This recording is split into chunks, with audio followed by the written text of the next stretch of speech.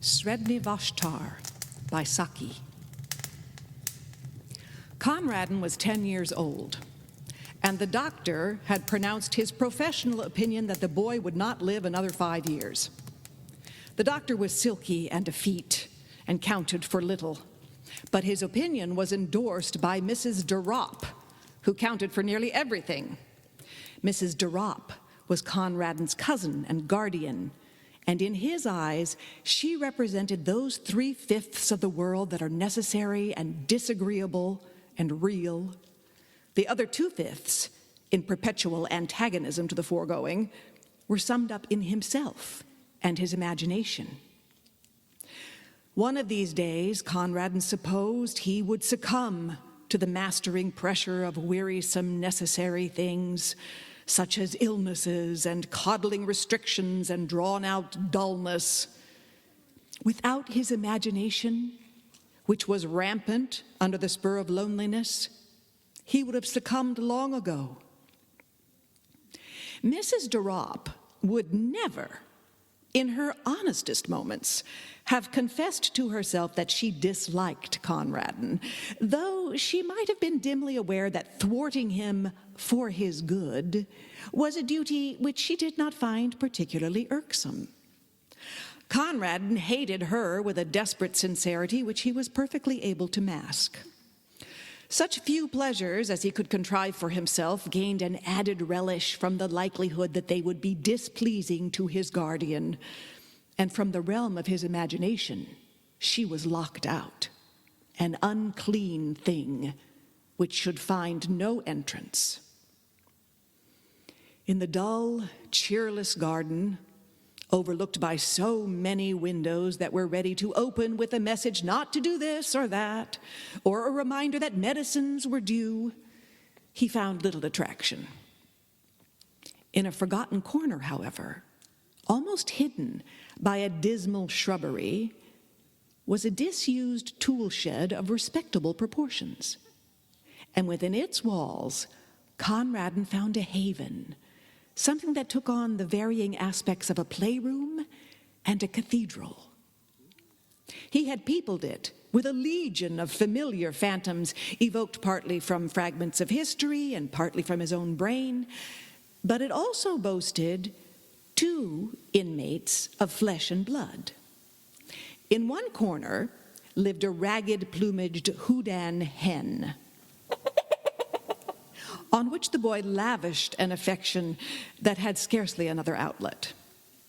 Further back in the gloom stood a large hutch, divided into 2 compartments, one of which was fronted with close iron bars. This was the abode of a large polecat ferret, which a friendly butcher boy had once smuggled, cage and all, into its present quarters in exchange for a long-secreted hoard of small silver. Conradin was dreadfully afraid of the lithe, sharp-fanged beast, but it was his most treasured possession. Its very presence in the tool shed was a secret and fearful joy, to be kept scrupulously from the knowledge of the woman, as he privately dubbed his cousin. And one day, out of heaven knows what material, he spun the beast a wonderful name, and from that moment it grew into a god and a religion. The woman indulged in religion once a week at a church nearby and took Conradin with her, but to him the church service was an alien rite.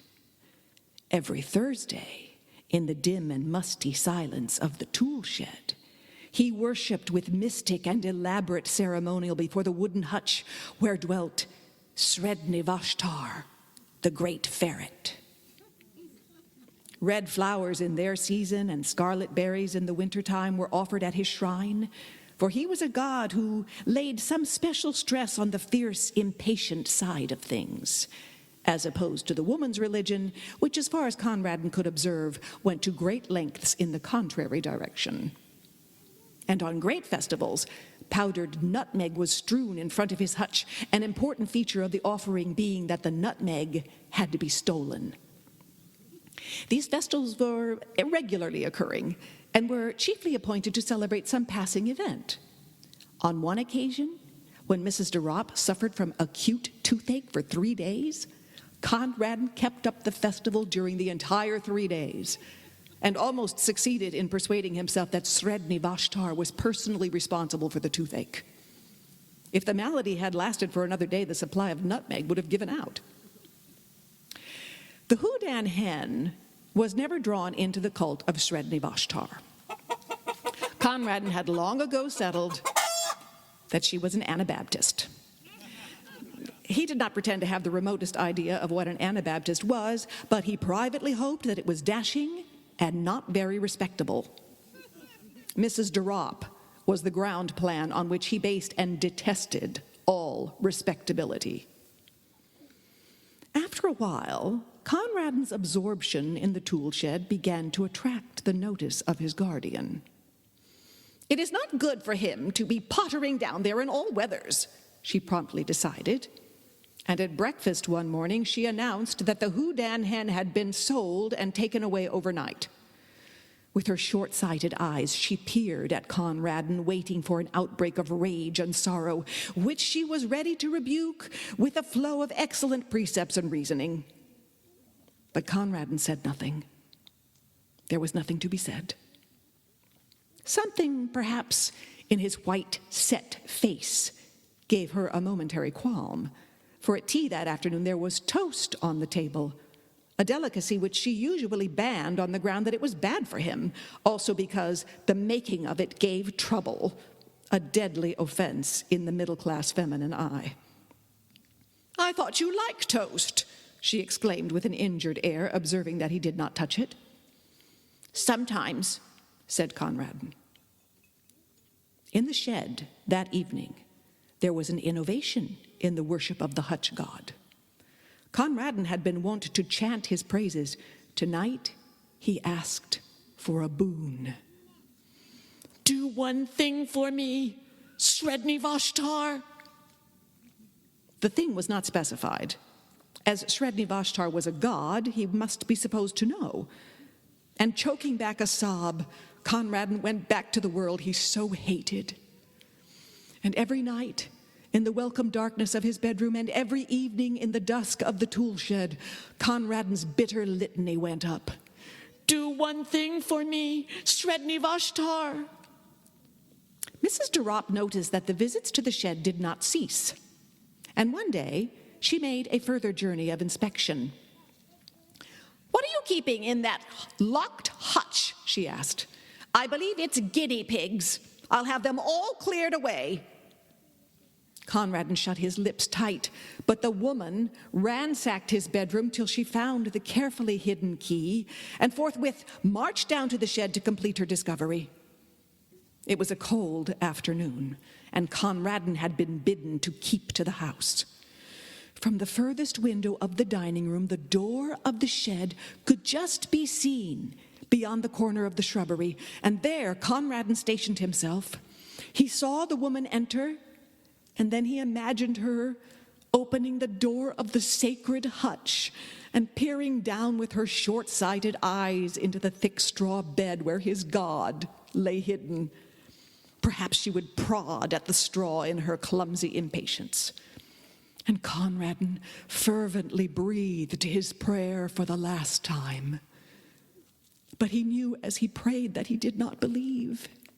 He knew that the woman would come out presently with that pursed smile he loathed so well on her face, and that in an hour or two, the gardener would carry away his wonderful god, a god no longer, but a simple brown ferret in a hutch. And he knew that the woman would triumph always as she triumphed now, and that he would grow ever more sickly under her pestering and domineering and superior wisdom, till one day nothing would matter much more with him, and the doctor would be proved right. And in the sting and misery of his defeat, he began to chant loudly and defiantly the hymn of his threatened idol. SREDNI VASHTAR went forth. His thoughts were red thoughts, and his teeth were white. His enemies called for peace, but he brought them death. SREDNI VASHTAR the beautiful.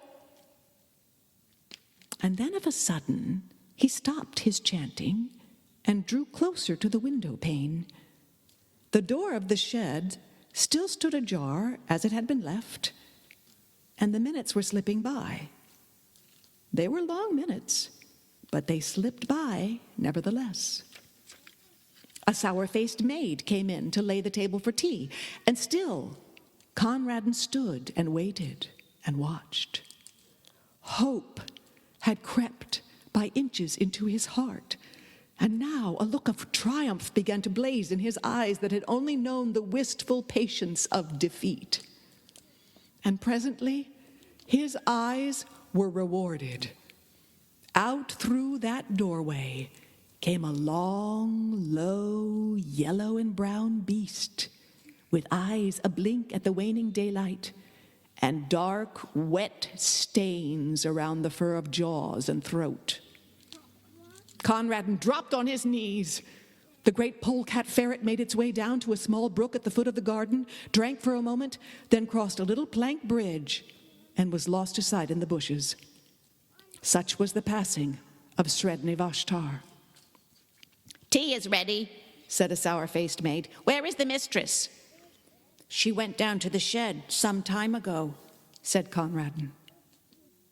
And while the maid went to summon her mistress to tea, Conradin fished a toasting fork out of the sideboard drawer and proceeded to toast himself a piece of bread. And during the toasting of it, and the buttering of it with much butter, and the slow enjoyment of eating it, Conradin listened to the noises and silences which fell in quick spasms beyond the dining room door, the loud, foolish screaming of the maid, the answering chorus of wondering ejaculations from the kitchen region, the scuttering footsteps and hurried embassies for outside help, and then, after a lull, the scared sobbings and the shuffling tread of those who bore a heavy burden into the house. "Whoever will break into the poor child?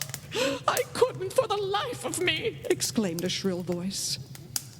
And while they debated the matter among themselves, Conradin made himself another piece of toast.